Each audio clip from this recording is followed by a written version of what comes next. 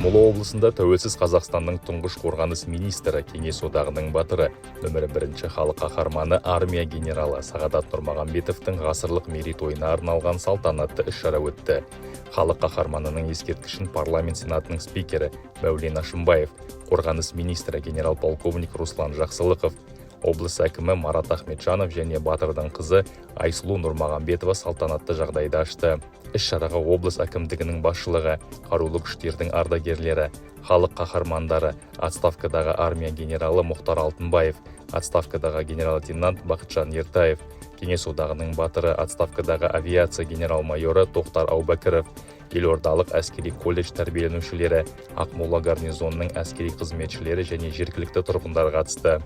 Қорғаныс министрінің бірінші орынбасары, қарулы күштер бас штабының бастығы генерал-лейтенант Сұлтан Камалетдинов елдің оңтүстігіндегі гарнизондарға жұмыс сапарымен барды. Өңірде бас штаб бастығы Шымкент, Арыс, Тараз және Луговой гарнизондарының әскери бөлімдерінде болды. Әскери бөлімдерде қорғаныс министрінің бірінші орынбасары әскери инфрақұрылым нысандарының жай-күйін, әскери бөлімдердің техникалық жарақтандырылуын және оқу жауынгерлік процесті ұйымдастыруды зерделеді. Ол сондай-ақ жөндеу шеберханаларын аралап көрді. Бас штаб бастығы алдағы оқу-жаттығуларға дайын болуы керек қару-жарақ пен әскери техниканың жағдайына ерекше назар аударып, жас толымды қабылдауды ұйымдастырумен танысты.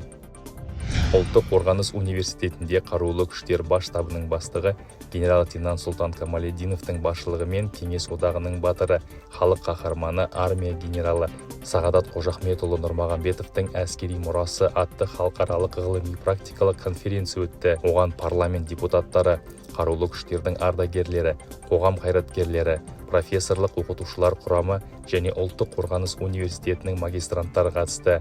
Әзербайжан, Қырғызстан, Ресей, Тәжікстан және Өзбекстан әскери оқу орындарының өкілдері іс-шараға бейнебайланыс арқылы қосылды. Жалпы білім беретін мектептерде Кеңес одағының батыры, нөмірі 1 халық қаһарманы, тәуелсіз Қазақстанның тұңғыш қорғаныс министрі, армия генералы Сағадат Нұрмағамбетовтің ғасырлық мерейтойын мерекелеуге арналған бірыңғай сағат өтті. Іс-шара министрліктердің балалары мен оқушыларға әскери патриоттық тәрбие беру жөніндегі бірлескен жұмыс жоспары шеңберінде өткізілді. Ел президенті Қасым-Жомарт Тоқаев өзінің сұхбаттарының бірінде ел тарихында із қалдырған адамдарды құрметтеу, жалпы ұлттық бірегейлікті нығайту тұрғысынан өте маңызды деп атап өткен болатын. Ерлік сабағында оқушыларға Сағадат Нұрмағамбетов туралы деректі фильм көрсетілді.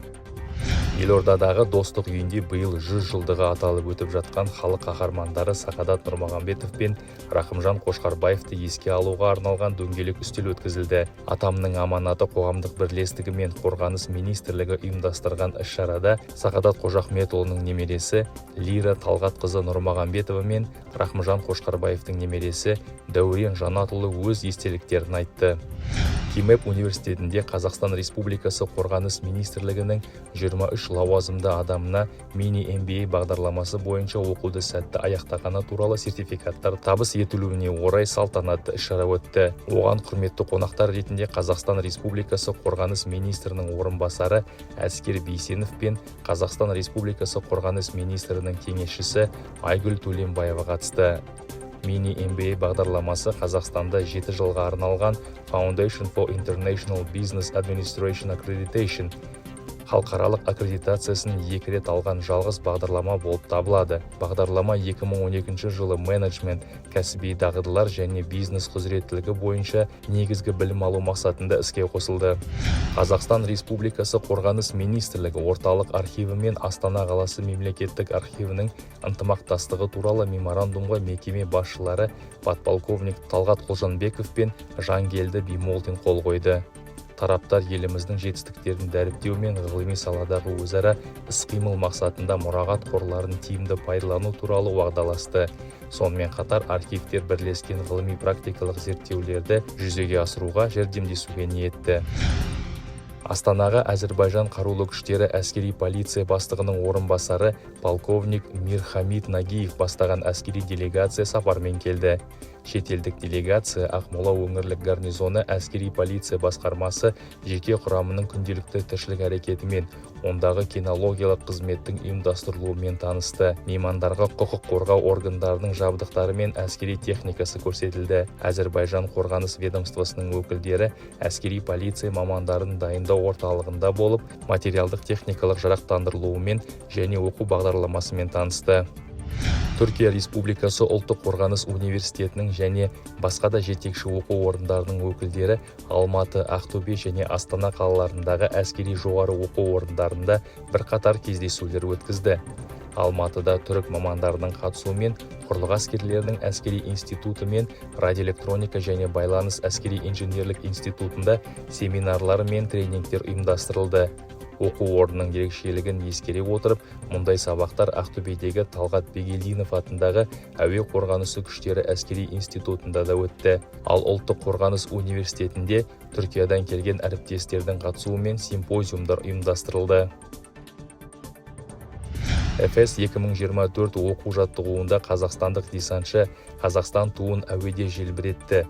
Қазақстандық десантшылар Түркияда өтіп жатқан Эфес 2024 көпұлтты командалық штабтық оқу-жаттығуларына қатысуда. Эфес 2024 оқу-жаттығулары тәжірибе алмасу, қатысушы елдер әскери қызметшілерінің бірлескен қызметін ұйымдастыру, олардың кәсібилігі мен штаб офицерлерінің картада шешім қабылдау тұру мақсатында өткізіледі. Қазақстан құрамасының сапында Алматы, Қонаев, Жетісу гарнизондарының құрамалары мен әскери бөлімдерінің үздік әскери қызметшілері бар. Көпұлтты күштердің жаттығулары 30 мамырға дейін жалғасады. Белсенді кезеңде қазақстандық десантшылар оқу-жаттығу жоспарына сәйкес оқу жауынгерлік міндеттерді орындауы тиіс. Ақтау қаласы мен Маңғыстау облысының Бейнеу ауылында 2024 жылдың көктемінде және Батыс өңірлік қолбасшылығының теңіз жаяу әскерлері бригадасына, барлау полкіне және материалдық техникалық қамтамасыз ету базасына шақырылған 700-ге жуық мерзімді қызметші отанына адал болуға ант берді. Мерзімді қызметтің әскери қызметшілері әскери ант бергеннен кейін кіші мамандарды даярлау бағдарламасы бойынша жауынгерлік оқуға кіріседі. 6 айдан кейін олар артиллерист, танкист, байланысшы, атқыш әскери мамандықтарын игеріп шығады. Танзания астанасы Дар-эс-Саламда CISM халықаралық әскери спорт кеңесінің 79-шы бас ассамблеясы мен конгресі өтті. Әлемдегі ең ірі пәнаралық спорт ұйымдарының бірі Council International du Sport Military 140 елдің әскери қызметкерлерін біріктіреді. Басқосуда спорттың дипломатиялық құрал ретінде әсері мен спортты дамыту стратегиясына баса назар аударылды. Жиында 2025 жылға арналған іс-шаралар жоспарын бекіту басты тақырыпқа айналды. Қорғаныс министрінің спорт комитеті орталық спорт клубының базасында Қазақстанның тұңғыш қорғаныс министрі, армия генералы Сағадат Нұрмағамбетовті еске алуға арналған бокстан халықаралық турнир өтуде. Жарысқа Қазақстан, Армения, Әзербайжан, Қырғызстан, Тәжікстан, Түркменистан және Өзбекстаннан 150-ге жуық спортшыдан тұратын 21 команда қатысуда.